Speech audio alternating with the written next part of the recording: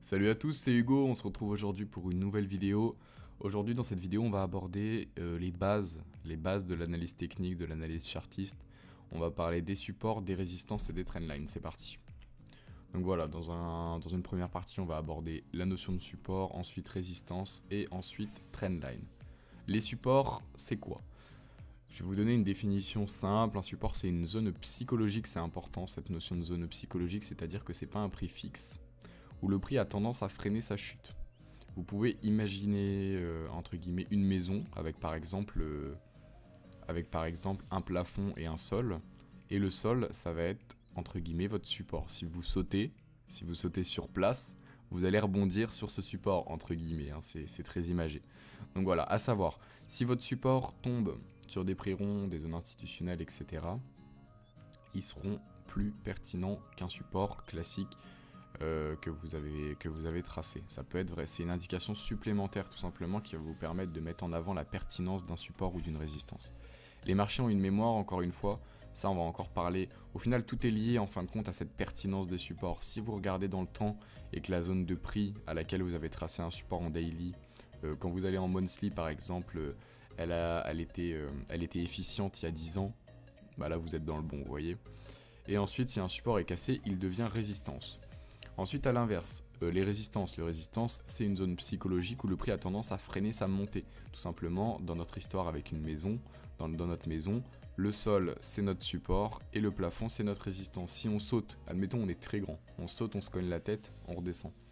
C'est un petit peu cette image qu'on essaye d'amener et voilà, on aura potentiellement un rebond sur le marché. Évidemment, bien sûr, ils peuvent être cassés, ces supports et ces résistances, on verra ça un petit peu plus tard.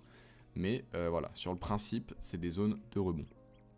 Et en tout cas, l'idée c'est pas de vendre ou de vendre quand vous arrivez sur une résistance et d'acheter quand vous arrivez sur un support, ce serait trop facile.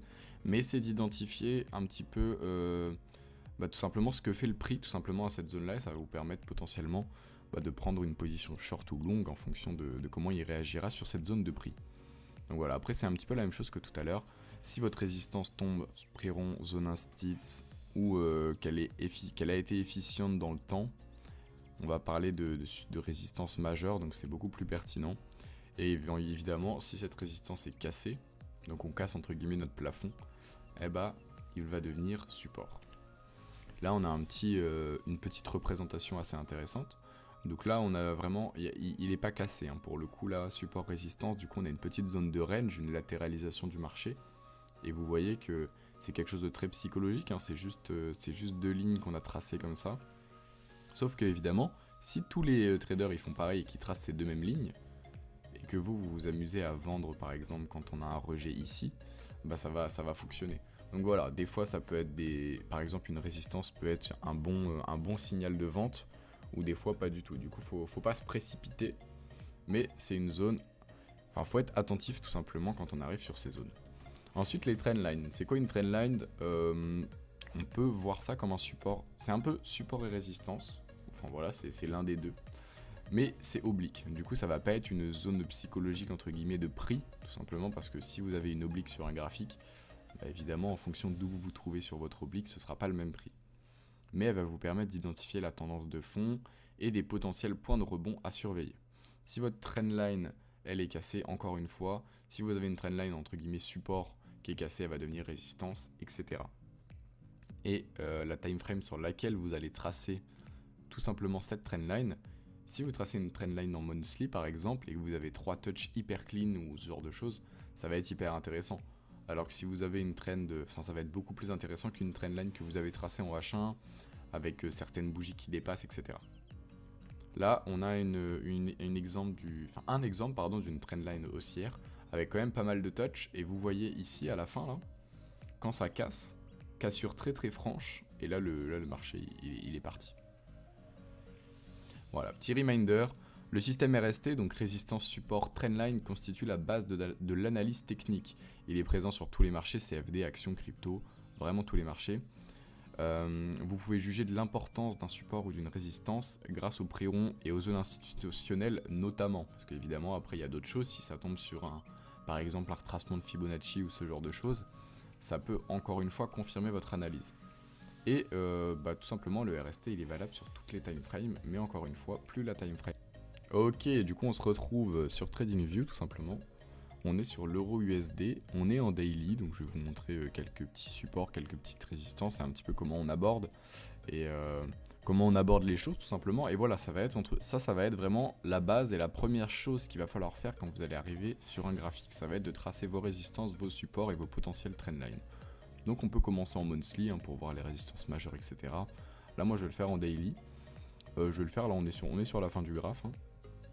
Tout simplement. Alors l'idée, voilà, là vous voyez par exemple ici qu'on a des jolis rebonds sur cette zone là, et il s'avère que c'est un pré-rond. Donc ça va être intéressant de, ici déjà, on aurait pu tracer notre fameuse zone de support. Voilà, on l'aurait fait comme ça. Par rapport à ici, on aurait eu un rebond ici, ça aurait été cassé. Et ensuite, encore une fois, même si c'est un peu moins efficient au milieu, vous le laissez, vos trendlines c'est pareil, même si vos trendlines sont cassées, vous les laissez. Si elles sont pertinentes, c'est des potentiels points de rebond futurs.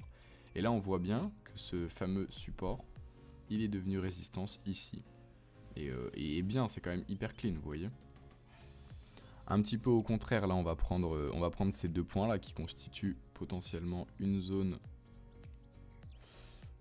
Hop, j'aurais peut-être mis ça ici. Là, en fait, si vous voulez, il va falloir structurer entre guillemets votre plan. Enfin, votre plan et vos supports et résistances. Et vous allez avoir des résistances un peu plus pertinentes que d'autres.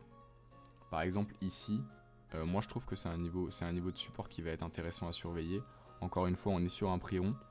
Donc voilà. Mais après, vous aurez évidemment entre guillemets, des niveaux de support et de résistance intermédiaires. Là, on a un niveau de résistance ici. Vous voyez, lui, il va être un petit peu moins clean que les autres. On va voir ça. J'essaye vraiment de les tracer sur des prix ronds à peu près. Hop. Voilà, et là, on touche pas complètement, mais bon, c'est pas grave. Encore une fois, on est sur une zone psychologique. Qu'est-ce que je voulais faire? Ah oui, je voulais juste le mettre en rouge pour que vous compreniez bien que là, on parle d'une résistance. Après, code couleur, les gars, c'est à vous de gérer. Et voilà, donc encore une fois, ici... On part sur une résistance qui a touché ici, ici, ici. On a eu un touch ici. Ici, ça a été cassé. Petit pullback. Et c'est reparti. Et ça rebondit tout pile ici. Donc vous voyez qu'ici, on avait un marché vide. Il n'y avait aucun dessin dessus.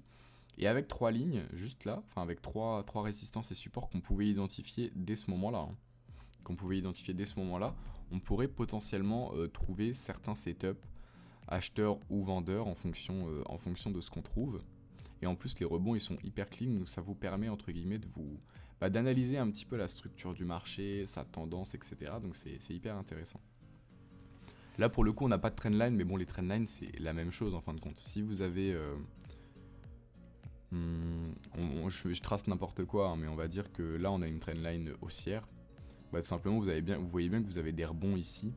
Du coup, ça va être un support, pardon. Donc si on reste en adéquation avec ce que j'ai fait tout à l'heure, je peux juste la mettre en verte. Et voilà, on a une espèce de trendline de support.